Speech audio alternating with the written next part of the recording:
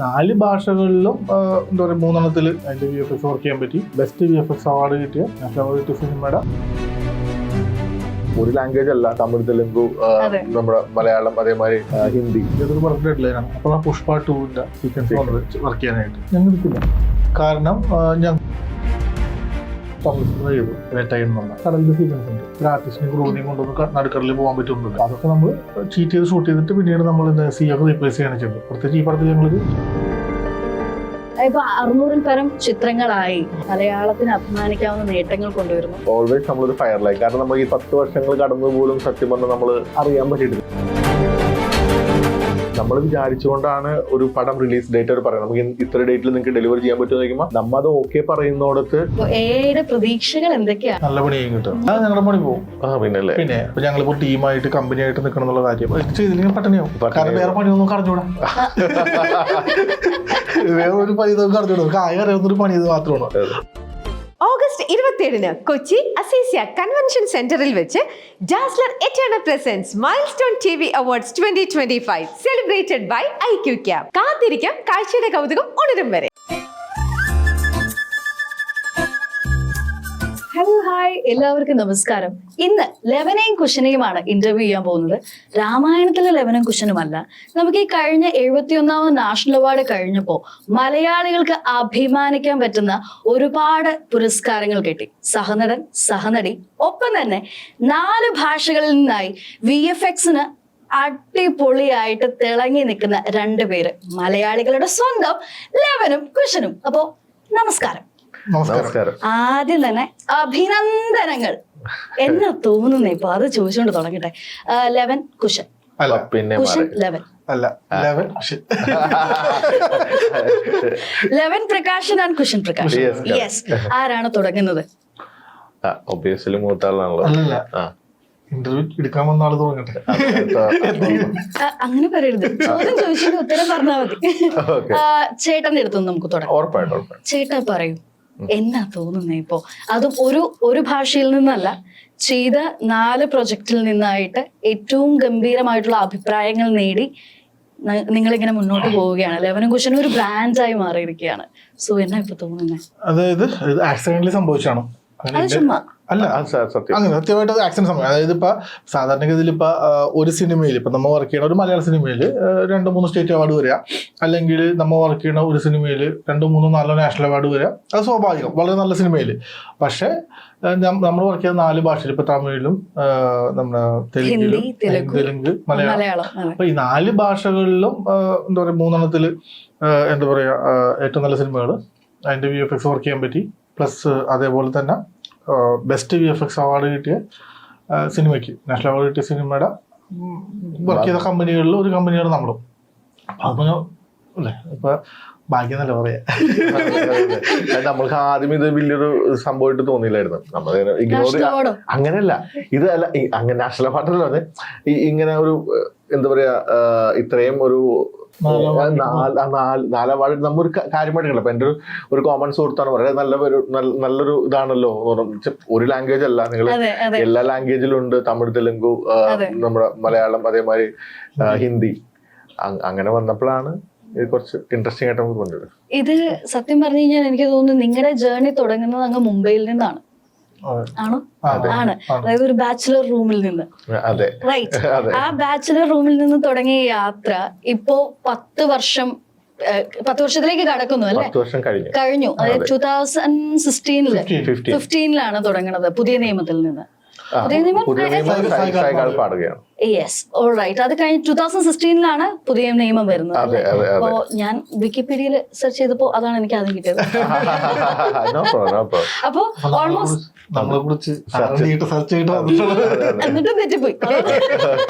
2015 തുടങ്ങി 2025 വരെ എത്തി നിൽക്കുമ്പോൾ ഈ ഒരു 10 വർഷം എന്ന് പറയുന്നത് ഗംഭീരമായിട്ടുള്ള ഒരു യാത്രയായിരുന്നു. മലയാളത്തിലെ എണ്ണപ്പെടുന്ന ചിത്രങ്ങളെല്ലാം അല്ലെ? ഇപ്പൊ നമ്മള് ഇപ്പൊ ഏറ്റവും അവസാനമായിട്ട് മാരീഷൻ അല്ലെ, അത് തമിഴ് ചെയ്തു. തമിഴിൽ ചെയ്ത് ഏറ്റവും ഹിറ്റായി ഓടിക്കൊണ്ടിരിക്കുന്ന മാരീഷൻ വരെ എത്തി നിൽക്കുമ്പോൾ ഈ യാത്രയെ എങ്ങനെയായിരിക്കും നിങ്ങളൊന്ന് അനലൈസ് ചെയ്യുക? ലൈക്ക് അതിനുള്ള സമയമൊക്കെ കിട്ടിയിട്ടുണ്ടോ? ഇത്രയും ചെയ്തു, ഇപ്പൊ 600-ൽ പരം ചിത്രങ്ങളായി, കൗണ്ട് ചെയ്യുന്ന ഇപ്പൊ 1000-ലേക്ക് എത്താൻ പോകുന്നു. സോ വളരെ കുറച്ച് വർഷങ്ങൾ കൊണ്ട് ഇത്രയും അടിപൊളി സിനിമകളുടെ ഭാഗമായി മലയാളത്തിന് അഭിമാനിക്കാവുന്ന നേട്ടങ്ങൾ കൊണ്ടുവരുന്നു. സോ എന്താ ഇങ്ങനെ ഒരു യാത്രയെ കുറിച്ച് ആലോചിക്കുമ്പോ നമുക്ക് കേൾക്കുമ്പോൾ ഭയങ്കര രസമുണ്ട്, എക്സൈറ്റിംഗ് ആണ്. പക്ഷേ we were on fire. അതെ, നമുക്ക് ഓൾവേസ് നമ്മളൊരു ഫയറിലായി. കാരണം നമ്മൾ ഈ 10 വർഷങ്ങൾ കടന്നു പോലും സത്യം പറഞ്ഞാൽ നമ്മളൊരു ഞാൻ പറയുമ്പോൾ ഇതായിട്ട് തോന്നും, പക്ഷെ ഒരിക്കലും എക്സാജറേറ്റ് പറഞ്ഞു നമുക്ക് അറിയാൻ പറ്റിയിട്ടില്ല. കാരണം നമ്മളൊരു ഡെഡ് ലൈനിലാണ് വർക്ക് ചെയ്യുന്നത്, ഒരു ടൈം ലൈനിലല്ലേ വർക്ക് ചെയ്യുന്നത്. അപ്പോൾ ഈ ടൈം ലൈനിൽ വർക്ക് ചെയ്യുമ്പോൾ നമ്മൾക്ക് ഇതിനെക്കുറിച്ചുള്ളൊരു കാരണം നമുക്ക് ബാക്ക് ടു ബാക്ക് പ്രൊജക്ട്സ് ഉള്ളത് കൊണ്ട് നമ്മൾക്ക് ഈ പ്രൊജക്ട് ഡെലിവറി ചെയ്ത് നെക്സ്റ്റ് പ്രൊജക്ട് അപ്ലിക്കും നമ്മൾ ഫ്ലോറിൽ വരും. പക്ഷെ നമുക്ക് ഇതിനെക്കുറിച്ച് നേരത്തെ പറഞ്ഞ മാതിരി തന്നെ നമുക്കിത് ചിന്തിക്കാനുള്ളൊരു സമയം കിട്ടിയിട്ടില്ല നമുക്ക്. അപ്പൊ ഈ വർക്കിംഗ് പ്രോസസ്സ് നിങ്ങൾ ഈ ഡെഡ് ലൈൻ വെച്ചിട്ട് ചെയ്യുമ്പോൾ അത് അത്ര എൻജോയ് ചെയ്തിട്ട് ചെയ്യുന്ന ഒരു കാര്യമാണോ? ഡെഫിനറ്റ്ലി ഒരു പാഷൻ വേണം നമുക്ക്. പക്ഷെ നമുക്ക് അതൊരു റെസ്പോൺസിബിലിറ്റിയും ഒരു ഡെഡിക്കേഷനും ഒക്കെയാണ് ശരിക്കും പറഞ്ഞു കഴിഞ്ഞാല്. നമുക്കൊരു നമ്മളെപ്പോഴും ഒരു സ്ട്രെസ്സിലായിരിക്കും, നമുക്ക് സ്ട്രെസ്സും ആൻസൈറ്റി. കാരണം നമ്മൾ വിചാരിച്ചുകൊണ്ടാണ് ഒരു പടം റിലീസ് ഡേറ്റ് അവർ പറയുന്നത്, നമുക്ക് ഇത്ര ഡേറ്റിൽ നിങ്ങൾക്ക് ഡെലിവറി ചെയ്യാൻ പറ്റുമെന്ന് ചോദിക്കുമ്പോൾ നമ്മ അത് ഓക്കെ പറയുന്നിടത്ത് നമ്മൾ പ്രൊജക്ട് സ്റ്റാർട്ടായി. അവിടെ നിന്ന് പിന്നെ നമ്മുടെ ഡെലിവറിയാണ് ആക്ച്വലി. പിന്നെ അതൊരു ഭയങ്കര ഒരു റെസ്പോൺസിബിലിറ്റിയാണ് ശരിക്കും പറഞ്ഞു കഴിഞ്ഞാൽ. വിത്ത് ക്വാളിറ്റി ഇത് ഡെലിവറി ചെയ്യാന്നുള്ളിടത്താണ് നമ്മളൊരു മാക്സിമം നമ്മൾ ട്രൈ ചെയ്യാറുണ്ട്. നമ്മൾ മാക്സിമം ക്വാളിറ്റി നമ്മളെല്ലാം പറയണം, നമ്മൾ സൂപ്പർ ആണെന്ന് നമ്മൾ പറയണല്ലോ, പക്ഷെ എന്നാലും ഒരു മാക്സിമം നമ്മൾ ഒരു എത്തിക്കാറുണ്ട് അവിടെ വരെ. ഈ രംഗണ്ണൻ എങ്ങനെ ഇത്ര സൂപ്പർ ആയെന്ന് ചോദിച്ച പോലെ നിങ്ങൾ ഈ ഇത്ര പ്രഷറിൽ ഒന്ന് വർക്ക് ചെയ്യുന്ന സമയത്തും എങ്ങനെയാണ്? ഒരുപാട് ഇൻപുട്ടുകൾ വരും അല്ലെ, ഒരു ടീം ആവുമ്പോ എല്ലാവർക്കും ഇൻപുട്ടുകൾ ഉണ്ടാവും. ഇതെങ്ങനെയാണ് തമ്മിൽ പറഞ്ഞു സോർട്ട് ചെയ്തതിൽ നിന്ന് ഏറ്റവും ബെസ്റ്റ് ആയിട്ടുള്ളത് ഇത്രയും വർക്ക് പ്രഷറിന്റെ ഉള്ളിൽ നിന്നുകൊണ്ടിട്ട് എടുക്കാൻ പറ്റുന്നത്? അടിയും വഴക്കൊക്കെ ഉണ്ട്, നമ്മുടെ ടീം വർക്ക് അടിപൊളിയാണ്. അല്ലല്ല, അത് ഡെഫിനറ്റ്ലി. അത് കാരണം എന്ന് വെച്ച് കഴിഞ്ഞാല് ഒരു ഡയറക്ടർ പറയുന്ന ഒരു കാര്യങ്ങളുണ്ട്. ഡയറക്ടറും ഈ VFX ടീമും തമ്മിലൊരു ഡിസ്റ്റൻസ് ഉണ്ടാവും ആദ്യം. ആ ഡിസ്റ്റൻസ് കുറഞ്ഞു വരാൻ നമ്മളുടെ സമയം എടുക്കും നമുക്ക്. അതിന് കുറച്ച് സമയം. പക്ഷെ ഇന്ന് നമുക്ക് കുറച്ച് വളരെ വളരെ ഗ്യാപ്പ് കുറവ് ഓൾറെഡി. കാരണം AI ഒക്കെ വന്നിട്ട് അവരുടെ മനസ്സിലുള്ള വിഷ്വൽസ് അവർക്ക് AI ത്രൂ നമുക്കത് കാണിച്ചു തരാൻ പറ്റുന്നുണ്ട്. പണ്ടിപ്പോ സ്റ്റോറി ബോർഡ് സ്ക്രിബിൾ ചെയ്തിട്ടുണ്ടാവുള്ളൂ, അതിന്റെ ലുക്ക് ആൻഡ് ഫീലൊന്നും നമ്മളിൽ ഉണ്ടാവില്ല. ഇപ്പൊ അത് പ്രോംപ്റ്റ് ചെയ്തുകൊണ്ട് ലുക്ക് ആൻഡ് ഫീൽ ആയിട്ട് നമുക്ക് തരും. അപ്പൊ നമുക്കറിയാം നമുക്ക് പോകേണ്ട ഈ ഡയറക്ഷനിലാണ് എന്ന് വളരെ കൃത്യമായിട്ട് നമുക്ക് അറിയാം. നമുക്ക് അതിന് മാത്രം കൊണ്ട് ആ ഡയറക്ഷനിലേക്ക് വർക്ക് ചെയ്താൽ മതി, അത്രേ ഉള്ളൂ. പണ്ടെന്ന് വെച്ച് കഴിഞ്ഞാല് നമുക്ക് ഡിസ്ക്രിപ്ഷൻ തരും, ആ ഡിസ്ക്രിപ്ഷൻ വെച്ചിട്ട് നമ്മൾ വർക്ക് ചെയ്ത് തുടങ്ങും. ചിലപ്പോൾ നമ്മൾ V might be going in A wrong direction, പക്ഷെ അതേസമയം പിന്നീട് ചെയ്തവിടെ വരും. പിന്നെ മലയാള സിനിമ പണ്ട് ചെയ്യുന്ന സമയത്ത് അത് വളരെ ലിമിറ്റഡ് ടൈമാണ് ഉണ്ടായിരുന്നത്. അതെ, കാരണം ഓവറോൾ ഞങ്ങൾ എന്താ പറയുക വെച്ചാൽ ഇപ്പം ഞങ്ങളിപ്പോൾ 600 താഴെയായിട്ട് സിനിമ ചെയ്തെങ്കിലും അതിൽ ഏകദേശം ഒരു 400 to 450 സിനിമകൾ മലയാള സിനിമകൾ തന്നെയാണ്. മലയാളത്തില് 400-ൽ പരം VFX ഉള്ള സിനിമ ചെയ്തിട്ടുണ്ട്. ഞങ്ങള് 550 കഴിഞ്ഞപ്പോൾ ഞങ്ങൾ കൗണ്ടിങ് നിർത്തി. ഇനി എണ്ണിയാ ശരിയാവില്ല. ഇതിപ്പോ കൊറോണ വരെ ഞങ്ങൾ ഓൾമോസ്റ്റ് എന്താ പറയുക 99.9% ഞങ്ങള് മലയാള സിനിമ ചെയ്തത്. അതിനുശേഷമാണ് ഞങ്ങൾ അന്യഭാഷ കൂടുതലായി ചെയ്യാൻ തുടങ്ങി. കൊറോണ ഒരു അനുഗ്രഹമായത് നിങ്ങൾക്കാണെന്ന് തോന്നുന്നു അല്ലേ? സത്യം പറഞ്ഞു കഴിഞ്ഞാല് അങ്ങനെയല്ല. ശരിക്കും പറഞ്ഞു കഴിഞ്ഞാൽ കൊറോണ സമയത്താണ് മലയാള സിനിമന കുറേ ഭാഷകളിലേക്ക് അറിയപ്പെട്ട. അതൊരു അതിനു മുമ്പ് അറിയപ്പെടുമായിരുന്നു, അങ്ങനെയല്ല. കാരണം ആസ് എ ടെക്നീഷ്യൻ ഉള്ള ലെവലിലേക്ക് നമുക്ക് ഒരു റീച്ച് കിട്ടിയത് ആ സമയത്തിന് ശേഷമാണെന്ന് എനിക്ക് തോന്നുന്നു ആക്ച്വലി. ഇപ്പൊ ഈ പ്രോസസ്സിന്റെ കാര്യം പറഞ്ഞല്ലോ, അതായത് ഡയറക്ടറും VFX ടീമിലും തമ്മിലുള്ള തുടക്കത്തിലുള്ള ആ ഒരു അകലത്തിന്റെ ഒക്കെ കാര്യം, ഇതിന്റെ ഒരു പ്രോസസ്സ് എങ്ങനെയാണ്? അതായത് ഇത് നറേറ്റ് ചെയ്യുന്ന സമയം തൊട്ട്, അതായത് ഇതിന്റെ തുടക്ക സമയം തൊട്ട് നിങ്ങൾ ഉണ്ടാകുമോ, അല്ലെങ്കിൽ ഏതെങ്കിലും ഒരു പോയിന്റ് എത്തിക്കഴിഞ്ഞ് കഴിയുമ്പോൾ അവർ നിങ്ങളെ അപ്രോച്ച് ചെയ്യുന്നതാണോ, എങ്ങനെയാണ് ഇപ്പോഴത്തെ ഒരു? നമ്മളെ ഈ 2015 നമ്മൾ തുടങ്ങി തുടങ്ങിയ സമയത്ത് അങ്ങനെയല്ലായിരുന്നു. ഷൂട്ട് കഴിഞ്ഞതിന് ശേഷമാണ് ഞങ്ങൾ പരിപാടി സ്റ്റാർട്ട് ചെയ്യണതും അല്ലെങ്കിൽ ഇപ്പൊ ഞങ്ങൾ വിളിക്കണതും തന്നെ. ഇനീഷ്യലി അങ്ങനെയായിരുന്നു. ഇപ്പൊ അങ്ങനെയല്ല. ഇപ്പൊ കഥ ഇപ്പൊ ചിലപ്പോൾ പ്രൊഡ്യൂസറുടെ അടുത്ത് പോണേക്കാളും മുമ്പ് തന്നെ ഡയറക്ടർ VFX സ്റ്റുഡിയോനെ അപ്രോച്ച് ചെയ്യും. എന്നിട്ട് പറയാം എൻ്റെ ഇത് കഥയാണ്, എനിക്കൊരു ബഡ്ജറ്റ് ചെയ്യുന്നേക്കാൾ മുമ്പ് ഈ VFX പോർഷന് ഇത്ര ബഡ്ജറ്റ് വരുമെന്ന് വരെ പ്രീ പ്ലാൻ ചെയ്യണ ഒരു കാലഘട്ടത്തിലാണ് ഇപ്പോൾ നമ്മളുള്ളത്. ശരിക്കും പറഞ്ഞു കഴിഞ്ഞാല് ഇതിന്റെ ഏറ്റവും വലിയൊരു ഇപ്പോഴത്തെ ഒരു മാസീവ് ചേഞ്ച് എന്താണെന്ന് വെച്ച് കഴിഞ്ഞാല് ഇപ്പം പറഞ്ഞ മാതിരി തന്നെ പണ്ട് നമ്മളിങ്ങനെ ഇങ്ങനെയുള്ള കാര്യങ്ങൾക്ക് നമ്മൾ വിളിക്കില്ലായിരുന്നു. പക്ഷെ ഇന്ന് എന്ന് പറയുന്നത് പ്രൊഡ്യൂസേഴ്സിന് പോലും ഇന്ന് ഇതുണ്ട്, താല്പര്യമുണ്ട്. കാരണം എന്റെ സിനിമയിലെ VFX കാരണം ലോകം മുഴുവൻ പോയി കാണാൻ പോകുന്നതാണ്. അപ്പൊ അതിന്റെ പേരിൽ അവരും ക്വാളിറ്റി കോംപ്രമൈസ് ചെയ്യാനൊന്നും അവർ തയ്യാറല്ല. ഒരാളും ഡയറക്ടർ DOP ആണെങ്കിലും ആരും അവർ ഏത് പ്രൊഡക്ഷൻ ടീം പോലും ഇന്ന് നമ്മളോട് സംസാരിക്കാറുണ്ട്, നന്നായിട്ട് വരണേ, നന്നായിട്ട് ചെയ്യണം എന്ന് പറയും. പണ്ടൊന്നും അങ്ങനെ ഇപ്പൊ ഒക്കെ ഒരു ഭയങ്കര ചേഞ്ച് ആണ്. ഇന്ന് മലയാള സിനിമ എന്ന് പറയുന്നത് ചില സമയത്ത് ഇപ്പൊ കമ്പയർ ചെയ്ത് പറയുകയാണെങ്കിൽ ചില തമിഴ് സിനിമകളിലെയും അതിൽ നമ്മുടെ കന്നഡ സിനിമകളിനേക്കാളും ബഡ്ജറ്റ് കൂടുതലാണ്. VFX ബഡ്ജറ്റ് ഇന്ന് കൂടുതലാണ് മലയാള സിനിമയ്ക്ക്. എന്ന് വെച്ച് കഴിഞ്ഞാൽ അത്രത്തോളം ക്വാളിറ്റി ഇന്ന് മെയിൻറ്റെയിൻ ചെയ്യാൻ നോക്കുന്നുണ്ട് സിനിമയുടെ. അവർ ഓൾറെഡി ഇപ്പൊ ഒരുപാട് പൈസ സ്പെൻഡ് ചെയ്യുന്നുണ്ട്. അപ്പോൾ ഈ ഒരു കാരണം, ഈ VFX കാരണം കൊണ്ട് ഒരു ക്വാളിറ്റി ഒരിക്കലും നഷ്ടപ്പെട്ടു പോകരുതെന്ന് അവര് ഭയങ്കരമായിട്ട് ആഗ്രഹിക്കുന്നുണ്ട്. ആക്ച്വലി ഇപ്പൊ പറഞ്ഞു കഴിഞ്ഞാൽ ബിഗ് ബഡ്ജറ്റിൽ ഒരുങ്ങിയ സിനിമകളിൽ പോലും VFX മാറി നിൽക്കുന്നതായിട്ട് വളരെ ഇപ്പോ ഒരുപാട് റിവ്യൂസ് വന്നിട്ടുണ്ട്. അതിനെക്കുറിച്ച് മോശം ഏറ്റവും ആദ്യം പറയുക VFX-നെ കുറിച്ചാണ് ബിഗ് ബഡ്ജറ്റിൽ ഇറങ്ങിയ സിനിമകളില്. അപ്പം ഏറ്റവും ചലഞ്ചിങ് ആയിട്ട് തോന്നുന്ന പാർട്ട് ഏതാണ്? ഞാൻ വായിച്ചിട്ടുണ്ട്, correct me if I am wrong, ഈ ഫയറും വാട്ടറും ഒക്കെ ചെയ്യാനാണ് കുറച്ചധികം പാടാണ്, അത് റിയലിസ്റ്റിക് ആയിട്ട് കാണിക്കാൻ എന്നുള്ളത്. അപ്പൊ ഈ ചലഞ്ചസ് എങ്ങനെയാണ് നിങ്ങൾ ടാക്കിൾ ചെയ്യുന്നത്? നമ്മള് ടൈം ലൈൻ നമ്മൾ ആദ്യം പറയും ഇന്ന കാര്യങ്ങളുണ്ടെങ്കിൽ ഈ പറഞ്ഞ പോലെ വാട്ടർ. ഇപ്പൊ ഞങ്ങളിപ്പോ തമിഴ് സിനിമ ചെയ്തു വേട്ടയൻ എന്നുള്ള. അപ്പൊ ആ സിനിമയിൽ ഇതുപോലൊരു കടലിന്റെ സീക്വൻസ് ഉണ്ട്. അതും നോർമലി നമ്മൾ സിനിമകളിലൊക്കെ കണ്ടിട്ടുള്ളത് നൈറ്റ് ഷോട്ട്സ് ആയിരിക്കും. നമ്മൾ കടലൊക്കെ പല സിനിമകളിലും മലയാളത്തിലൊക്കെ കണ്ടിട്ടുള്ളതൊക്കെ നമ്മൾ നൈറ്റ് ഷോട്ട്സാ. നൈറ്റിൽ വളരെ റഫായിട്ടുള്ള സീ ഒക്കെ കാണിച്ചുകൊണ്ടാണ് നമ്മൾ കണ്ടിട്ടുള്ളത്. പക്ഷെ അതേസമയം ഈ സിനിമയുടെ ഡേയ്സ് മോർ കോംപ്ലിക്കേറ്റഡ്. ഡേയിൽ നമ്മൾ കാണിക്കുന്നത് എല്ലാം വിസിബിളാ.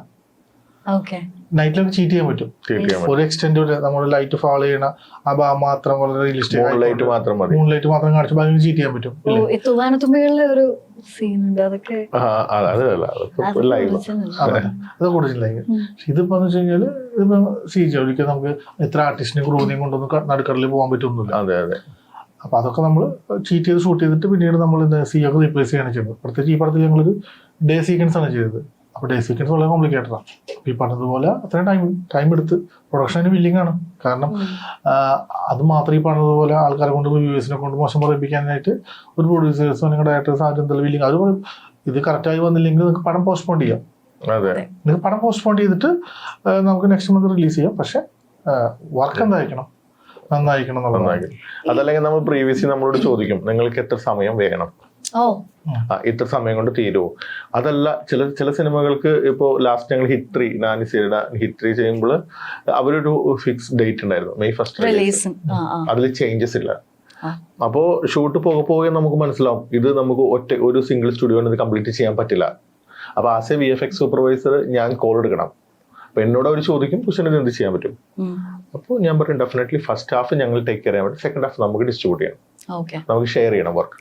അപ്പോൾ ആ സെക്കൻഡ് ഹാഫ് പോർഷൻസ് നമ്മൾ ഓരോരോ സ്റ്റുഡിയോസിന് നമ്മൾ ചൂസ് ചെയ്ത് ഇവിടെ തന്നെ എസ്റ്റാബ്ലിഷ് ആയിട്ടില്ല. ഇപ്പൊ കേരളത്തിലാണെന്നുണ്ടെങ്കിൽ കേരളത്തിൽ നമ്മൾ വർക്ക് കൊടുത്തിട്ടുണ്ട്. അതേമാതിരി ഹൈദരാബാദിലും ചെന്നൈയിലൊക്കെ നമ്മൾ എന്ത് ചെയ്യും, സ്റ്റുഡിയോ സെലക്ട് ചെയ്തിട്ട് നമ്മൾ ഓരോ സീക്വൻസ് കണ്ടിന്യൂറ്റി ഉള്ളത് മാത്രം നമ്മൾ സെലക്ട് ചെയ്തിട്ട് അത് നമ്മളുടെ ഡയറക്ഷൻ ഡിപ്പാർട്ട്മെന്റും അതുപോലെ തന്നെ എഡിറ്റ് ഡിപ്പാർട്ട്മെന്റും കൂടി ഇരുന്നിട്ട് ഡിസ്കസ് ചെയ്തിട്ട് ഓരോ സീക്വൻസ് സെപ്പറേറ്റ് ചെയ്തിട്ട് ഓരോ സ്റ്റുഡിയോസ് നമ്മൾ കൊടുക്കും. എനിക്ക് തോന്നുന്നു അന്യഭാഷാ ചിത്രങ്ങളിലൊക്കെയും ഈ ഒരു സ്റ്റുഡിയോയിൽ വെച്ചിട്ട് മാത്രം VFX ചെയ്യുന്ന രീതി വളരെ കുറവാണ് അല്ലേ? അപ്പോ അവരുടെ അടുത്ത് നിങ്ങൾ ഇത് നമ്മുടെ സ്റ്റുഡിയോയിൽ നമ്മൾ തന്നെ ചെയ്തോളാം എന്നൊക്കെ പറയുന്ന സമയത്ത് അവരുടെ റെസ്പോൺസ് ഒക്കെ എങ്ങനെയായിരുന്നു? ശരിക്കും പറഞ്ഞു കഴിഞ്ഞാൽ ഭയങ്കര പേടിയായിരുന്നു അവർക്ക്. കാരണം എന്ന് വെച്ച് കഴിഞ്ഞാല് അവർക്ക് ഫസ്റ്റ് ഓഫ് ഓൾ ഇതൊരു അവർക്കൊരു പുതിയ രീതിയാണ്. കാരണം നമ്മള് സത്യം അല്ലല്ല, ഞാൻ അത് വെറുതെ പറയല. ശരിക്കും പറഞ്ഞു കഴിഞ്ഞാൽ ഇപ്പൊ നേരത്തെ പറഞ്ഞ മാതിരി നമ്മൾ ഈ മലയാളത്തിൽ നിന്ന് പോയത് കൊണ്ടുള്ള ഗുണം എന്താണെന്ന് വെച്ച് കഴിഞ്ഞാല് നമ്മൾ ഈ ടൈം ലൈനിൽ നിന്ന് വർക്ക് ചെയ്ത ആൾക്കാരാ. അതിന്റെ പേരിൽ നമുക്കറിയാം ഇതെങ്ങനെ പ്ലാൻ ചെയ്യണം, എന്ത് ചെയ്യണം എന്നുള്ളത്. ഇതൊരു DTM മാത്രമല്ല, ഇവിടത്തുള്ള കേരളത്തിൽ വർക്ക് ചെയ്യുന്ന എല്ലാ സ്റ്റുഡിയോസിനും അറിയാൻ പറ്റും. കാരണം വളരെ ഷോർട്ട് ടൈം പീരീഡിൽ ചെയ്യുന്ന സ്റ്റുഡിയോസാണ് അവിടുത്തെ കേരളത്തിലെ എല്ലാ സ്റ്റുഡിയോസും. അപ്പൊ അവർ അത്രയും കേപ്പബിൾ ആണ് അതിന് ചെയ്യാനായിട്ട്. അപ്പൊ അതിന്റെ പേരിൽ എന്ന് വെച്ച് കഴിഞ്ഞാൽ നമ്മൾ അവിടെ ചെന്ന് ആദ്യം വിശ്വസിക്കൊന്നുമില്ല നമ്മളെ. ഒരു കാരണവശാലും വിശ്വസിക്കില്ല. പക്ഷെ നമ്മൾ പറഞ്ഞ് സംസാരിച്ച് നമ്മുടെ ഗ്ലിംസ് ഒക്കെ ചെയ്ത് വരുമ്പോഴേക്കും അവർക്ക് നമ്മളിലേക്ക് ഒരു ട്രസ്റ്റ് വരും. പിന്നെ നമ്മൾ ഇവിടെ നിന്ന് പോകുന്ന ഷോറിലാണ് അവിടെ കാണിക്കുന്നത്. അപ്പൊ അവിടത്തുള്ള ആൾക്കാർ നമ്മളോട് ചോദിക്കും, അയ്യോ മലയാള സിനിമയിൽ ഇത്രയും VFX ഉണ്ടായിരുന്നോ? എക്സാക്ട്ലി. അത് നമുക്ക് ഭയങ്കര, പിന്നെ നമ്മൾ ഭയങ്കര വാല്യൂ ആണ് അവിടെ. ഒരു മലയാളി ടെക്നീഷ്യൻ എന്നുള്ള രീതിയിൽ പോയി കഴിഞ്ഞാൽ വളരെ റെസ്പെക്ട്ഫുൾ ആണ് എല്ലാവരും. വളരെ ടാലന്റഡ് ആയിട്ടുള്ള ആൾക്കാരാണ് മലയാളത്തിലുള്ള സിനിമ ടെക്നീഷ്യന്മാരെന്ന്. അങ്ങനെയുണ്ട്. അത് ഞങ്ങൾ VFX ഡിപ്പാർട്ട്മെന്റ് എന്നല്ല, എല്ലാവരോടും സിനിമകൾ വെച്ചിട്ട് അത് സത്യം പറഞ്ഞു കഴിഞ്ഞാൽ ടാലന്റ് ആയ എല്ലാ ടെക്നീഷ്യൻസിനും ഡെഫിനറ്റ്ലി അത് ഏത് ലാംഗ്വേജ് ബാരിയർ ഒന്നുമില്ല, എല്ലാവരും എക്സ്പെക്ട് ചെയ്യും. ഞാൻ പറയുന്നത് എന്താ വെച്ച് കഴിഞ്ഞാൽ ഈ VFX എന്ന് പറയുന്നത് 10 വർഷം മുൻപ് അധികം അങ്ങനെ കേട്ടിട്ടുള്ള അല്ലെ കാര്യങ്ങളോ അല്ലെങ്കിൽ ആളുകൾക്ക് വരാൻ താല്പര്യമുള്ള ഒരു മേഖലയോ ഇപ്പൊ പോലെയാണ്. ഫ്യൂച്ചർ ഉണ്ടാകാം എന്നുള്ളൊരു പ്രതീക്ഷയാണ് ഇത്. നിങ്ങൾ ഈ VFX നിങ്ങൾ ഈ സ്റ്റുഡിയോ ആണെങ്കിലും എനിക്ക് തോന്നുന്നു സ്റ്റുഡിയോ ഇട്ടിട്ട് അധികം നാളായിട്ടുമില്ല. 10 വർഷം. നിങ്ങൾ തുടങ്ങുന്ന സമയത്ത് സ്റ്റുഡിയോ ഇട്ടിട്ടാണ്? ഇല്ല, ഞങ്ങൾ കരിയർ സ്റ്റാർട്ട് ചെയ്യുന്നത് വെരി ലോങ് ബാക്ക് ആണ്. ഓക്കെ, സ്റ്റുഡിയോ ഇട്ടതാണ് 10 വർഷം. സോ ആ സമയത്ത് ഇതിന്റെ ഒരു ഫ്യൂച്ചർ എങ്ങനെയായിരുന്നു നിങ്ങൾ കണ്ടിട്ടുണ്ടായിരുന്നു? റിസ്ക് ഉണ്ടായിരുന്നു എന്ന് തോന്നിയിട്ടുണ്ടോ ആ സമയത്ത്? റിസ്ക് മാത്രമല്ലോ, അൺസർട്ടനിറ്റി അല്ലേ, എന്ത് വന്നാലും ആദ്യം നിർത്തുക എന്റർടൈൻമെന്റ് അല്ലേ. എന്തൊരു ഇപ്പൊ നാച്ചുറൽ കലാമിറ്റി ആണെന്നുണ്ടെങ്കിലും നോർമൽ ആയിട്ടുള്ള എന്ത് വന്നു കഴിഞ്ഞാലും ഫസ്റ്റ് സ്റ്റോപ്പ് ചെയ്യാൻ പോണ എന്റർടൈൻമെന്റാ. നമ്മൾ എന്തൊരു അൺസർട്ടനിറ്റി ഇല്ല, നമുക്ക് എന്നൊരു ഫിയർ ഉണ്ടാവും. ഡെഫിനറ്റ്ലി നെക്സ്റ്റ് ആ ഒരു ഫിയർ എന്നുണ്ടാവും നമുക്ക്. അതിപ്പോ ഒരു ടെക്നോളജി വന്നാലും വേറെ എന്ത് സംഭവിച്ചാലും ഫസ്റ്റ് എന്റർടൈൻമെന്റ് ആണ് ആദ്യം ഇരിക്കുക. 10 വർഷം മുമ്പ് നമുക്ക് പരിചയമില്ലാന്ന് മാത്രമേ ഉള്ളൂ. അതെ, ഏകദേശം 10 വർഷത്തിന് മേലെ മുംബൈയിൽ വർക്ക് ചെയ്തിട്ടാണ് ഞാൻ ഇവിടെ വരുന്നത് ക്വസ്റ്റ്യൻ. അപ്പൊ അന്ന് ഒരുപാട് വർക്ക് ചെയ്തിട്ടാണ് ഒരുപാട് ഹിന്ദി സിനിമകളിലോ അതുപോലെ തന്നെ ഇന്റർനാഷണൽ സിനിമകളിലൊക്കെ വർക്ക് ചെയ്തിട്ട് ഞങ്ങൾ വരുന്നത്. അന്നും വളരെ ഹൈ എൻഡ് VFX ഒക്കെ എന്തുണ്ടായിരുന്നു, നടക്കുന്നുണ്ടായിരുന്നു. അതുപോലെ ഒരുപാട് ഹോളിവുഡ് സിനിമകളിലെ വർക്ക് വരെ മുംബൈയിലും ബാംഗ്ലൂർ അതുപോലെ മെട്രോ സിറ്റീസിലുള്ള സ്റ്റുഡിയോസിൽ നടക്കുന്നുണ്ടായിരുന്നു. കേരളത്തിലേക്ക് വന്നിട്ടുണ്ടായിരുന്നല്ലോ മാത്രമേ ഉള്ളൂ. അല്ലെങ്കിൽ മലയാള സിനിമയിൽ നടക്കുന്ന വർക്കുകളൊക്കെ നമ്മൾ കൊണ്ടുപോയിട്ട് ചെന്നൈയിലൊക്കെയാണ് ചെയ്യിച്ചിരുന്നത്. കുറച്ചുകൂടി ഹൈ എൻഡ് ഉള്ള വർക്കുകൾ, നോർമൽ വർക്കുകൾ കൂടെ നടക്കുന്നുണ്ടായിരുന്നു. പിന്നീട് ഞങ്ങളെപ്പോലുള്ള ആൾക്കാരൊക്കെ വന്ന് നമ്മളൊരു ട്രസ്റ്റ് ബിൽഡ് ചെയ്ത് സ്ലോലി ആണ് എന്തായത്, നമുക്ക് ഇവിടെ തന്നെ ഇത് നടത്താം അല്ലെങ്കിൽ നമുക്ക് ഇവിടെ തന്നെ ഈ രീതിയിലുള്ള കാര്യങ്ങൾ ചെയ്യാം എന്നുള്ള നിലയിലേക്ക് വന്നത്. Slowly it's A mutual effort. അതെ. അതിനുശേഷം ഇപ്പൊ കറണ്ട് സിനാറി എന്താണെന്ന് വെച്ച് കഴിഞ്ഞാൽ പുറത്തുനിന്നുള്ള, അതായത് ഇപ്പോൾ തമിഴിലോ തെലുങ്കിലോ ഹിന്ദിയിലോ ഉള്ള സിനിമകൾ കേരളത്തിലേക്ക് കൊണ്ടുവന്ന് VFX നല്ല രീതിയിൽ ചെയ്തെടുക്കാം എന്നുള്ള ഒരു ട്രസ്റ്റ് ബിൽഡ് ചെയ്യാൻ പറ്റി. അതിൻ്റെ ഒരു ഔട്ട്പുട്ടാണ് എന്താ പറയുക, ഈ നാഷണൽ അവാർഡ് വന്നപ്പോൾ ഇപ്പം ഞങ്ങളെപ്പോലുള്ള ഒരു കമ്പനിക്ക് ഇതുപോലെ 4 പടത്തിലുള്ളൊരു ഞങ്ങളുടെ പേര് അതിൻ്റെ ക്രെഡിറ്റ് ലിസ്റ്റിൽ ഉണ്ടായത് തന്നെ.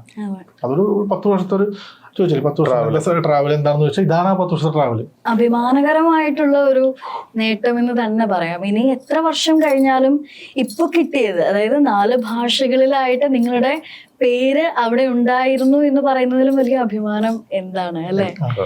അതൊരു സത്യം പറഞ്ഞൊരു അഭിമാന നിമിഷം തന്നെയാണ്. നമുക്കത് സന്തോഷമാണ് ആക്ച്വലി. എന്നും അത് ഒരു കൊച്ചുകുട്ടിനെ പറഞ്ഞ ഒരു അപ്രീഷിയേറ്റ് ചെയ്ത് കഴിഞ്ഞാൽ അവനൊരു സന്തോഷം ഉണ്ടാവില്ല. അതേ ഒരു ഫീല് തന്നെയാണ്. ഈ ഡി ടീം എന്ന് പറയുന്ന ഫാമിലിയിലേക്ക് വന്നു കഴിഞ്ഞു കഴിഞ്ഞാൽ നിങ്ങൾ എത്ര പേരാണ്, എങ്ങനെയാണ് ഈ ഒരു ടീം വർക്ക് അല്ലെങ്കിൽ ഇത് എങ്ങനെയാണ് അതിനൊന്ന് ബിൽഡ് ചെയ്തെടുത്തത്? ഞങ്ങള് ഇനീഷ്യൽ സ്റ്റേജിൽ എന്ന് വെച്ചാൽ നമുക്കൊരു കോർ ടീം ഉണ്ടായിരുന്നു. നമ്മൾ തുടങ്ങുമ്പോൾ വളരെ കുറച്ച് പേര് വെച്ച് നമ്മൾ തുടങ്ങിയത്. ശരിക്കും പറഞ്ഞു കഴിഞ്ഞാൽ നമ്മൾ 4-5 പേരൊക്കെ ഉണ്ടായിരുന്നു. അവിടെ 4 പേര് ആക്ച്വലി 4 പേര് വെച്ചാണ് തുടങ്ങുന്നത്. അപ്പൊ അതില് ശ്രീകാന്ത്, അരുൺ, അതേമാതിരി തന്നെ ഡിജീഷ്, അജിജോ, നിതിൻ, ഇവരാണ് നമ്മളുടെ പില്ലേഴ്സ്. ഇതാണ് നമ്മുടെ ബാക്ക് ബോൺ. ഇവരെ വെച്ചിട്ടാണ് ശരിക്കും പറഞ്ഞു കഴിഞ്ഞാൽ നമ്മളൊരു പ്രൊജക്ട് പ്ലാൻ ചെയ്യുന്നതും എല്ലാ കാര്യങ്ങളും നമ്മൾ ചെയ്യണം. ഇത് തന്നെയാണ്. നമ്മള് AI ആണെങ്കിലും VFX ആണെങ്കിലും അല്ലെങ്കിൽ നമുക്ക് ഈ ടെക്നിക്കൽ പരമായിട്ടുള്ള എല്ലാ കാര്യങ്ങളിലും അപ്ഡേഷൻ ഏറ്റവും ഇമ്പോർട്ടന്റ് ആയിട്ടുള്ള ഒരു കാര്യമാണ്. ഇത്രയും തിരക്കിനിടയിൽ ഓടുമ്പോഴും അപ്ഡേറ്റഡ് ആയിട്ടിരിക്കാനും പുതിയ കാര്യങ്ങളെ അഡാപ്റ്റ് ചെയ്യുവാനും നിങ്ങൾ എങ്ങനെയാ ഒരു സമയം കണ്ടെത്തുന്നത്, അല്ലെങ്കിൽ എങ്ങനെയാണ് അതിലേക്ക് എത്തുന്നത്? ഇത് കണ്ടെത്തില്ലെങ്കിൽ പട്ടിണിയാവും. ഡെയിലി അപ്ഡേറ്റ് വന്നുകൊണ്ടിരിക്കുകയാണ്. പക്ഷെ നല്ല തിരക്കല്ലേ, അതൊന്നും പറഞ്ഞിട്ട് കാര്യമില്ല. അത് ചെയ്തില്ലെങ്കിൽ പട്ടിണിയാവും. കാരണം വേറെ പണിയൊന്നും കറഞ്ഞൂടാ. വേറെ ഒരു പണി ഇതൊന്നും കറഞ്ഞൂടാ. കാര്യം അറിയാവുന്നൊരു പണി ഇത് മാത്രമാണ്. അപ്പൊ അതിൽ പറഞ്ഞ മാറ്റങ്ങൾ അറിയാനുള്ള സമയം കണ്ടെത്തിയില്ലെങ്കിൽ ഫ്യൂച്ചർ പ്രശ്നമാണ്. ഇപ്പൊ നമ്മുടെ ഒരു ഫ്യൂച്ചർ എന്ന് മാത്രമല്ല ഇപ്പൊ ഞാനോ കുറിച്ചോ അങ്ങനെ വിചാരിച്ചു കഴിഞ്ഞാല് ഇപ്പൊ നമ്മുടെ ഒപ്പം തന്നെ ഉള്ള എല്ലാവരും ഫ്യൂച്ചറിലും അത് ആ ഒരു കമ്പനിനെ ബാധിക്കും ശരിക്കും പറഞ്ഞാൽ. Exactly. So, like, from where you guys get the informations? Online ഓൺലൈനിൽ മാത്രം, അല്ലാതെ ഇതിനു വേണ്ടി എപ്പോഴും നിങ്ങൾ കോഴ്സുകൾ ചെയ്യുകയോ അല്ലെങ്കിൽ അങ്ങനത്തെ കാര്യങ്ങൾ അങ്ങനെ അതിന്റെ ആവശ്യമില്ല. എല്ലാം ഓൺലൈൻ, യൂട്യൂബ് എടുത്ത് എല്ലാം കിട്ടും. എല്ലാ ട്യൂട്ടോറിയൽസും അവൈലബിൾ ആണ്. യൂട്യൂബിന്റെ കാര്യം പറഞ്ഞപ്പോഴേ ഈ ബ്രേക്ക് ഡൗൺ വീഡിയോസ് ഭയങ്കര ട്രെൻഡിങ് ആണ് ഇപ്പൊ. ലൈക്ക് ഇപ്പം അവതാർ 2-ന്റെ ഒക്കെ ബ്രേക്ക് ഡൗൺ ഭയങ്കര മില്യൺസ് വ്യൂസ് ഒക്കെ ഉണ്ടായിരുന്ന വീഡിയോസ് ആണ്. അപ്പൊ അത് കാണുമ്പോൾ നമുക്ക് ഉൾപ്പെടെ തോന്നും ഇത് ഇത്രയല്ലേ ഉള്ളൂ, നിസ്സാരല്ലേ, ചെയ്തു പഠിക്കാവുന്ന കാര്യമല്ലേ ഉള്ളൂ എന്ന്. അങ്ങനെ ഇത് നിസ്സാര കാര്യമല്ല, ഇത് കുറച്ച് കഷ്ടപ്പാടുള്ള കാര്യമാണ്, അത് ചെയ്തെടുക്കാൻ വളരെ ബുദ്ധിമുട്ടാണെന്നൊക്കെ മനസ്സിലാക്കി കൊടുക്കാൻ, അല്ലെങ്കിൽ ഇത് ചെയ്യാൻ താല്പര്യമുള്ളവരുടെ അടുത്തേക്ക് എന്താ നമുക്ക് പറയാനുള്ളത്? അതായത് ഇത് കാണുമ്പോൾ ഭയങ്കര എളുപ്പമാണ്. എക്സാക്ട്ലി, നമ്മുടെ ഇന്റർവ്യൂ പോലെ തന്നെയാണ്. അതെ, ക്യാമറ ഓൺ ചെയ്ത് ആദ്യമായിട്ട് ഇരിക്കണവൻ പറയുന്ന ഒരു ബുദ്ധിമുട്ടും നമുക്ക് കാണുന്ന പോലെ സിമ്പിൾ ആയിട്ട് പറയല്ലേ. കാരണം ഞങ്ങൾക്ക് ഓർമ്മയുണ്ട്, ഞങ്ങൾ ആദ്യത്തെ ഇന്റർവ്യൂവിനെ കുറിച്ച് നമുക്ക് നല്ല ധാരണ ഉള്ളത് കൊണ്ട് അറിയാം. ഇത് ഭയങ്കര ടീഡിയസ് ആയിട്ടൊരു ജോലിയാണ്. പ്ലസ് ക്രിയേറ്റീവ് ആയിരിക്കണം. ഇത് റിപ്പീറ്റേഷൻ ഇല്ല. നമുക്ക് മുൻ സിനിമ ചെയ്ത കാര്യം നമുക്ക് രണ്ടാമത് ചെയ്ത് കൊടുക്കാൻ പറ്റില്ല. There should be always A change. Plus ഇത് ക്രിയേറ്റീവ് ആയിരിക്കണം. അതൊക്കെ വളരെ ഇമ്പോർട്ടൻ്റ് ആണ്. അപ്പം അതുകൊണ്ട് ഓൾവേസ് നമുക്ക് ആ ഒരു സ്ട്രെസ് എപ്പോഴും ഉണ്ടാവും. പിന്നെ നമ്മൾ മെയിനായിട്ട് ചെയ്യേണ്ടതെന്ന് വെച്ച് കഴിഞ്ഞാൽ പഠിക്കാൻ താല്പര്യമുള്ളവർക്കൊക്കെ കൊടുക്കാൻ പറ്റുന്ന ഒരു നോട്ട് ടിപ്പ് അല്ലെങ്കിൽ എന്താണ് അവരുടെ അടുത്ത് പറയാനുള്ളത്? ഡെഡിക്കേറ്റഡ് ആയിരിക്കണം. Patience plus dedicated. കാരണം നമ്മളിപ്പോ ഒരു കാര്യം ചെയ്തു തുടങ്ങി, നാളെ റിസൾട്ട് കിട്ടില്ല. ചിലപ്പോൾ 1 വർഷം 2 വർഷം കഴിഞ്ഞിട്ടായിരിക്കും. ഇപ്പൊ പ്രത്യേകിച്ച് 3D ഒക്കെ പഠിക്കുന്ന ആള് 2 വർഷം കഴിഞ്ഞിട്ടായിരിക്കും അവനുണ്ടാക്കുന്ന ഒരു ഔട്ട്പുട്ട്. ആ ഒരു എന്താ പറയാ, നമ്മളൊരു പുറലോകം കാണിക്കാന്ന് പറയൂലേ, യൂട്യൂബിൽ ഇടാനല്ല, സിനിമയിലൊക്കെ വന്ന് കാണിക്കാന്നുള്ള ഒരു ആ ലെവലിലേക്ക് മാറുക.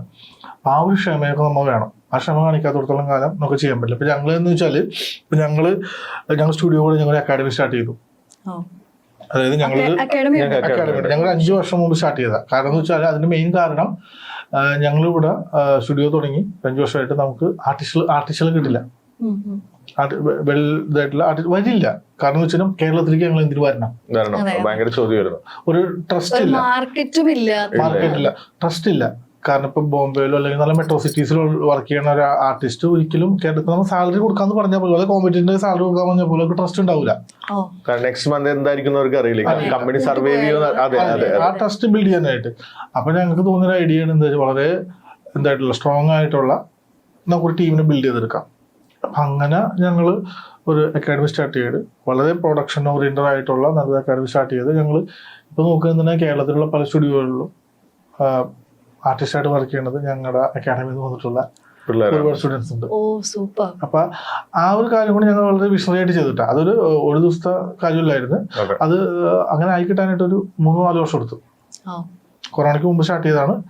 കൊറോണയ്ക്ക് കഴിഞ്ഞ് 3-4 വർഷം കൊണ്ട് അവളെ വെൽ എസ്റ്റാബ്ലിഷ് ആയിട്ടുള്ള ഒരു അക്കാഡമിയായി മാറി. അപ്പൊ അവിടെ നിന്ന് ഇറങ്ങണ കുട്ടികൾക്കും തന്നെ എന്താണ് നല്ല പ്രൊഫഷണൽ ഓറിയന്റഡ് ആയിട്ടുള്ള ട്രെയിനിങ് കൊടുത്തിട്ടാണ് ഞങ്ങൾ ഇറക്കുന്നത്. അതും കൂടി ഞങ്ങൾ പ്ലാൻ ചെയ്തിട്ടാണ് ചെയ്തത്. അപ്പൊ VFX പഠിക്കാൻ താല്പര്യമുള്ള കുട്ടികൾക്ക് ലവകുശ ഇൻസ്റ്റിറ്റ്യൂട്ട്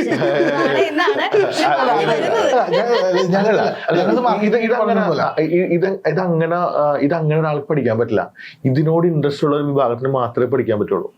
ഇപ്പൊ നാളെ എനിക്കിത് കേട്ടിട്ട് ഇപ്പൊ പെട്ടെന്ന് ഞാൻ അവതാർ സിനിമ കണ്ട് അതിന്റെ VFX ബ്രേക്ക് ഡൗൺ കണ്ടുകൊണ്ട് പഠിക്കാൻ പറ്റില്ല. ഇത് ഈ സെർച്ച് ചെയ്യുന്നവൻ അല്ലെങ്കിൽ സെർച്ച് ചെയ്യുന്ന കുട്ടി അതിനോട് താല്പര്യമുള്ള കുട്ടി. അപ്പൊ ഇതിന്റെ വ്യൂവർഷിപ്പ് കണ്ടാൽ തന്നെ അറിയാൻ പറ്റും. ഇത് മിനിമൽ ആയിട്ടുള്ള ആൾക്കാരെ കണ്ടിട്ടുണ്ടാവുള്ളൂ. നമ്മുടെ സിനിമയുടെ ട്രെയിലർ പോലെയോ ടീസർ പോലെയോ വ്യൂസ് പോകില്ല. അപ്പൊ ഇത് താല്പര്യമുള്ള ഇൻട്രസ്റ്റ് അത് ഓട്ടോമാറ്റിക്കലി വരും. അത് വന്ന് അവർ സെർച്ച് ചെയ്ത് കണ്ട് പിന്നെ അവർ തന്നെ ഇതിനു വേണ്ടിയിട്ട് ക്യൂറിയസ് ചെയ്യും ആക്ച്വലി. എക്സാക്ട്ലി. സോ AI കാര്യം നമ്മൾ പറയുകയാണെങ്കിൽ ഞാൻ കഴിഞ്ഞ ദിവസം നിങ്ങൾ കണ്ട ഒരു ഇന്റർവ്യൂവിൽ പറഞ്ഞ ഏറ്റവും ഫ്യൂച്ചറുള്ള ഒരു കാര്യം എന്ന് പറയുന്നത്, ഫ്യൂച്ചറിലെ കോമ്പറ്റീഷൻ ആയിട്ട് വരാനും നിങ്ങളുടെ പണിക്ക് കുറച്ച് പ്രശ്നമാവാനും എന്നാൽ നിങ്ങളെ സപ്പോർട്ട് ചെയ്യാനും സാധ്യതയുള്ള ഒരു കാര്യമാണ് AI. അപ്പൊ AI പ്രതീക്ഷകൾ എന്തൊക്കെയാണ്? എങ്ങനെയാണ് പണി കിട്ടാൻ സാധ്യത? നല്ല പണി കിട്ടും, പണിക്ക് പോവാൻ സാധ്യതയുണ്ടോ? ഞങ്ങളുടെ പണി പോകും. പിന്നെ അതായത് ഇപ്പൊ ഞാൻ പറഞ്ഞില്ല, ഇപ്പൊ ഞങ്ങളിപ്പോ ടീമായിട്ട് കമ്പനിയായിട്ട് നിൽക്കണം എന്നുള്ള കാര്യം അത് വേണ്ടി വരില്ല. കൊച്ചു ടീമായി മാറും, ചെറിയ ടീമായിട്ട് മാറും. അപ്പൊ അതിൻ്റെതായിട്ടുള്ള കോൺസിക്വൻസസ് ഉണ്ടാവും. ഇനി ഇതിന്റെ ഗുണങ്ങൾ എന്തൊക്കെയായിരിക്കും? ഈസി ആയിരിക്കും. വർക്ക് ഈസി ഞങ്ങൾക്ക് സ്ട്രെസ് കുറച്ച് കുറയ്ക്കാം. അതെ നമ്മൾ വർക്ക് ലൈഫ് ബാലൻസ് അങ്ങനത്തെ പറയും, അതെ അത് കുറച്ചുകൂടി നന്നാവും. കാരണം അതൊക്കെ ഇല്ലാതിരുന്ന ജനറേഷനാണ് ഞങ്ങള്. കാരണം വെച്ചാൽ നമുക്ക് അങ്ങനെ ടൈം ലൈനിൽ വെച്ചൊന്നും ഞങ്ങൾ വർക്ക് ചെയ്തിട്ടില്ല. 24/7 വർക്ക് ചെയ്തിട്ടുള്ള ഒരു ആർട്ടിസ്റ്റുകളൊക്കെ ഞങ്ങൾ. അപ്പൊ ഇനി അടുത്ത ജനറേഷൻ അതൊക്കെ പറ്റിയിരിക്കും, അതൊരു ബ്ലെസ്സിങ് ആയിരിക്കും. പക്ഷെ അതേസമയം ഞങ്ങൾക്ക് ഉണ്ടായിട്ടുള്ള ഒരു അഡ്വാൻറ്റേജസ് ഉണ്ട്. എന്ന് വെച്ച് കഴിഞ്ഞാൽ ഇപ്പം വളരെ ഹൈലി ക്വാളിഫൈഡ് അല്ലാന്ന് വിചാരിക്കും.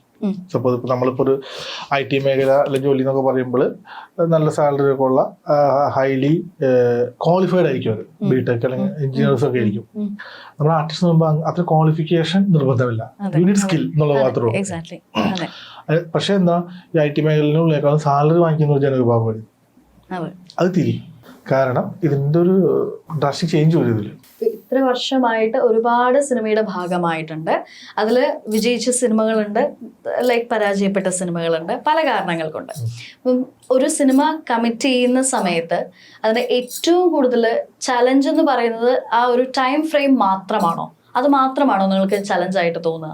ഒരു മൂവിനെ കമ്മിറ്റ് ചെയ്യുന്ന സമയത്ത് എന്തെങ്കിലും ലവകുശ ടീം വിട്ടുകളഞ്ഞ ഏതെങ്കിലും സിനിമകളുണ്ടോ? ടൈം ലൈൻ കൊണ്ട് വിട്ടുള്ള സിനിമകളുണ്ട്. ഇപ്പം ഞങ്ങൾ പറയാം, ഇപ്പം ഞങ്ങളിപ്പോൾ ഒരു പടം, ഏതൊരു പടത്തിന്റെ ഡെഡ് ലൈൻ ഓർമ്മയില്ല, ഏതൊരു പടത്തിന്റെ ഡെഡ് ലൈനാണ്. അപ്പോൾ ആ പുഷ്പ 2ന്റെ ഒരു സീക്വൻസ് വന്നത് വർക്ക് ചെയ്യാനായിട്ട് ഞങ്ങൾ എടുത്തില്ല. കാരണം ഞങ്ങൾക്ക് അത് തീർക്കാൻ പറ്റില്ല. കാരണം ഞങ്ങൾക്ക് ഓൾറെഡി ഉള്ള കമ്മിറ്റ്മെന്റ് ഡെലിവർ ചെയ്യണം. അതിനോട് ഏകദേശം അടുപ്പിച്ചാണ് എന്ത് പുഷ്പ 2ന്റെ ഡെലിവറി. രണ്ടും പറ്റില്ല, പുഷ്പ 2 ഞങ്ങൾ ചെയ്തില്ല. ഇപ്പൊ നമ്മൾ അങ്ങനെ ചെയ്ത് കഴിഞ്ഞാല് നമ്മളിപ്പോ ഇൻ കേസ് ആ സമയത്ത് പുഷ്പ 2 ആണ് നമ്മൾ ചെയ്യേണ്ടി വന്നു കഴിഞ്ഞാൽ പിന്നീട് നമുക്ക് വർക്ക് ചെയ്യാൻ പറ്റാത്ത അവസ്ഥയും. ഒന്ന് ക്വാളിറ്റി നമുക്ക് ലൂസ് ചെയ്യേണ്ടി വരും, നമ്മൾ ഉള്ള പ്രൊജക്ടിന്റെ ക്വാളിറ്റി ലൂസ് ചെയ്യണം. അപ്പൊ അവിടുത്തെ റിലേഷൻഷിപ്പ് കട്ടാവും നമുക്ക്. പക്ഷെ നമ്മള് ചെയ്യുന്ന പ്രൊജക്ടിനോട് നമ്മൾ മാക്സിമം കമ്മിറ്റ് ചെയ്യുക, നീതി പുലർത്തി പോവുക എന്നുള്ളതാണ് നമ്മൾ ചെയ്യുന്നത് ആക്ച്വലി. അതല്ലെങ്കിൽ നമ്മൾ ചാടി കയറി നമ്മൾ പുഷ്പ 2 കൊടുക്കും, പിന്നെ നമുക്ക് സ്ട്രഗിൾ ആവും, പ്രശ്നങ്ങളാവും, ഇഷ്യൂസ് ആവും. പിന്നെ നാളെ അവർ നമ്മൾ ഇന്നും നമ്മൾ സുകുമാർ സാറാണ് എന്റെ ഡയറക്ടർ, സുകുമാർ സാറിന്റെ കൂടെയാണ് നമ്മൾ ഇതില് വിരുപക്ഷ എന്ന് പറയുന്ന സിനിമ നമ്മൾ ചെയ്തത്. നമ്മൾ Sumar sir one of the producer ആയിരുന്നു, SVCC ബാനറിന്റെ കൂടെ സുമാർ സാറും പ്രൊഡ്യൂസർ ആയിരുന്നു. ബന്ധം പോവാതിരിക്കുന്നതിന് ഭയങ്കര അവർക്കത് ഇഷ്ടമാണ് ശരിക്കും പറഞ്ഞാല്. കാരണം അവർക്കറിയാം ഈ ടീം നോ പറഞ്ഞത് അവർക്ക് ആ സമയത്ത് ഡെലിവറി ചെയ്യാൻ പറ്റാത്തതുകൊണ്ടാണ്. അതെ, അപ്പൊ നമുക്ക് വേറെ സ്റ്റുഡിയോസിനെ അപ്രോച്ച് ചെയ്ത് അവർ ചെയ്യും. പടത്തിന്റെ റിലീസ് ഡേറ്റ് എന്തായാലും മാറില്ല, നമ്മൾ ചെയ്തില്ല എന്ന് മാത്രമേ ഉള്ളൂ. അതെ, നാളെ നമുക്ക് അവരെ അപ്രോച്ച് ചെയ്യാൻ ബുദ്ധിമുട്ടുണ്ടാവില്ല. അവർ നമ്മൾ വിളിക്കുകയും ചെയ്യും ആ സമയത്ത്. ട്രസ്റ്റ് ഉണ്ടാവും. അതെ, ഇവരത് നോ പറഞ്ഞ ആൾക്കാരാണല്ലോ എന്ന് പറഞ്ഞിട്ട്. നിങ്ങൾ ചെയ്ത സിനിമകളിലെ ക്രിറ്റിസിസംസ് അല്ലെങ്കിൽ നല്ലത് പറയുമ്പോൾ ഇപ്പൊ റിവ്യൂസിന്റെ ഞാൻ പേജ് എടുത്ത് നോക്കി കഴിഞ്ഞപ്പം ഒരുപാട് നല്ല റിവ്യൂസ് ഒക്കെ നിങ്ങൾ പിൻ ചെയ്തിട്ടിട്ട് ഒക്കെ ഉള്ളത് ഞാൻ കണ്ടു വീഡിയോസ്. ക്രിറ്റിസിസംസ് വരുമ്പോ ലൈക്ക് എങ്ങനെയായിരിക്കും എടുക്കുക? നമ്മളതിനെ അനലൈസ് ചെയ്യും, നമ്മളത് നോക്കി കണ്ടിട്ട് ചിലപ്പോ അവര് പറയുന്നത് ശരി പോലും ആവണം. കാരണം ഇപ്പോഴത്തെ സമയത്ത് എല്ലാത്തിനെയും ക്രിട്ടിസൈസ് ചെയ്യാൻ ഒരു ടെൻഡൻസി ഉണ്ട്. അതുപോലെ തന്നെ ഓഡിയൻസ് അത്രമേൽ നന്നായിട്ട് കാര്യങ്ങൾ കാണുന്നുമുണ്ട്. ഇത് രണ്ട് രീതിയിലും ഉണ്ട്. അപ്പൊ ചിലപ്പോ നിങ്ങൾ ഉദ്ദേശിക്കുന്നതോ അല്ലെങ്കിൽ അങ്ങനെയൊന്നും ആയിരിക്കണം എന്ന് പോലും ഇല്ല. അവർ പറഞ്ഞത് ശരിയായിരിക്കും മോസ്റ്റ് ഓഫ് ദ ടൈം. 100% അവർ കാണുന്നത് കറക്റ്റ് ആണല്ലോ. എക്സാക്ട്ലി, അവർ കാണുന്ന കാര്യം കറക്റ്റ് ആണ്. അത് അവർ പറയുന്നത് 100% ശരിയായിരിക്കും. നമ്മതിൽ ആർഗ്യുമെന്റ് ചെയ്യാതിരിക്കുക എന്നുള്ളതാണ്. ഞങ്ങൾ പറഞ്ഞില്ല പുഷ്പ 2 ഞങ്ങൾ ചെയ്തില്ല എന്ന് പറഞ്ഞത് ഇതുപോലെ ഉണ്ടായ ഒരു ബാഡ് എക്സ്പീരിയൻസിന്റെ പുറത്താണ് നമ്മൾ പഠിച്ച പാടുള്ളത്. അതായത് നമ്മൾ ഒരിക്കലും നമ്മുടെ ടൈം ലൈനിൽ നമുക്ക് ഡെലിവറി ചെയ്യാൻ പറ്റാത്ത കാര്യം സഹായിക്കാൻ പോലും ഇമോഷണലി ഇപ്പൊ നമുക്ക് ഒരാളുടെ സൗഹൃദമുണ്ട്, പ്രൊഡ്യൂസറായിട്ട് ഉണ്ട്. അപ്പൊ അവര് നമ്മളൊരു പ്രൊജക്ട് ചെയ്യുമെന്ന് ചോദിക്കുമ്പോൾ നമ്മൾ നോ പറഞ്ഞില്ലെങ്കിൽ അതെ ആ സൗഹൃദം നഷ്ടപ്പെടുള്ളൂ. അപ്പൊ അങ്ങനെ എക്സ്പീരിയൻസ് ഒക്കെ ഉണ്ടായത് കൊണ്ടാണ് ലേണിംഗ് പ്രോസസ് കൊണ്ടതാണ് നമ്മള് ടെക്നോളജി നമുക്ക് എന്ത് ചെയ്യാം, നമുക്ക് യൂട്യൂബ് നോക്കി പഠിക്കാം. ഇതൊക്കെ നമ്മൾ അനുഭവത്തിലൂടെ പഠിക്കാന്ന് പറയുന്നത്. ആൻഡ് ഓഫ് കോഴ്സ് ഇനിയും ഒരുപാട് സിനിമകൾ വരട്ടെ, ഇനിയും ഒരുപാട് ബിഗ് സ്ക്രീനിൽ പേരുകൾ എഴുതി കാണിക്കാൻ ഭാഗ്യമുണ്ടാകട്ടെ. ഒരുപാട് അവാർഡ്സ് മലയാളത്തിന് നിങ്ങളുടെ പേരിൽ കിട്ടട്ടെ എന്ന് ആശംസിക്കുകയാണ്. മികച്ച VFXന് തന്നെ ഇനിയുള്ള അവാർഡുകൾ ലവകുശയ്ക്ക് ആയിരിക്കട്ടെ എന്നുള്ളത് ആത്മാർത്ഥമായിട്ട് ആഗ്രഹിക്കുകയാണ്. And all the very best. Thank you so very much. Thank you so much.